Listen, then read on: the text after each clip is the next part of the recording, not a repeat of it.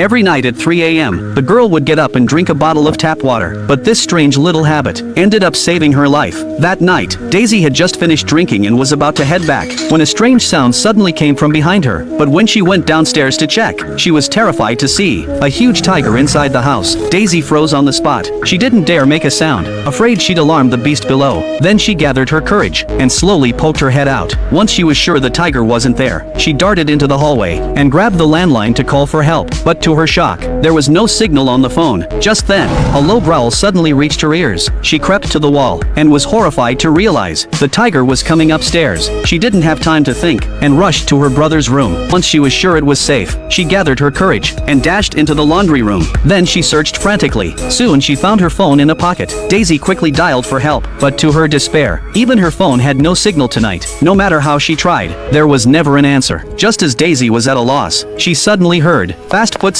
nearby. Daisy thought it was her brother, so she gently opened the door, tiptoed out, and softly called out, "Tom."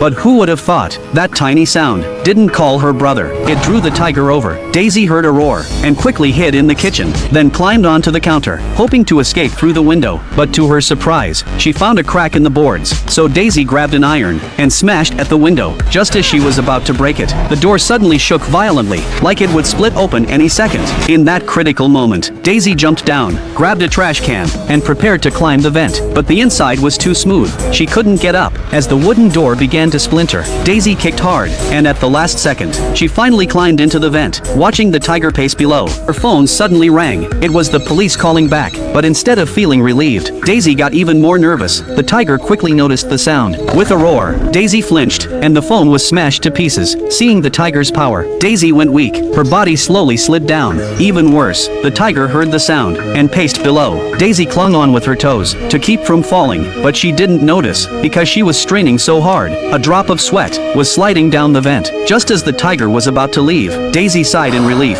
thinking she was safe. But then, that drop of sweat hit the ground.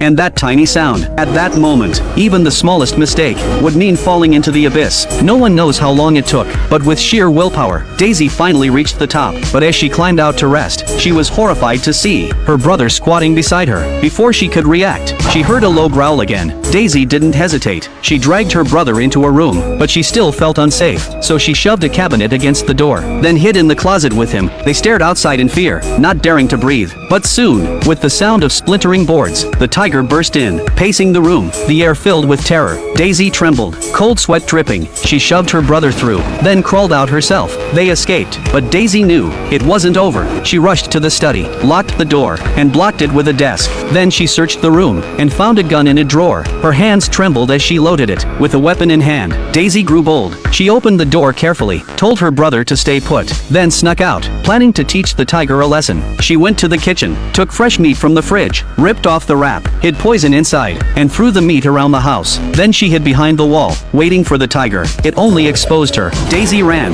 The tiger chased her. In a panic, she hid under a table, barely escaping. But then she saw her clueless brother watching TV on the couch. Daisy was furious. She shut the tiger in the living room, then ran to her brother. But when she tried to pull him, he slapped her. Daisy was stunned. Even worse, the tiger heard it and pounced. In that moment, Daisy abandoned him and ran. She bolted to the storage room, grabbed an iron, and smashed the window boards as the tiger broke down the door. At the last second, she couldn't leave him, so Daisy forced down her fear, calmed herself, and got out of the car. She climbed back in the window, picked up her gun, and silently crept through the house. Luckily, her brother was fine, just scared, shaking in the corner. Daisy brought him to a room, lit a candle, found a mop, snapped it, wrapped cloth around it, and poured alcohol on it. A torch was ready, but to her despair, it only got a scratch. It went wild. Daisy backed away. The tiger closed in. She led her brother to the kitchen. As the tiger pounced, they dove into the fridge and slammed the lid. No matter how the tiger clawed, it couldn't open it. Just like that, the sister and brother curled up in the cramped space, hiding from the tiger's attack. Until the next day, Daisy carefully opened the fridge. After making sure it was safe outside, she quickly got her brother ready to run. But he didn't expect this to happen. Still, it wasn't too late. But just when he was about to do it, an accident happened. Just like that, the stepfather was eaten alive by the tiger, and the two kids quietly slipped out, ending this terrifying night once and for all.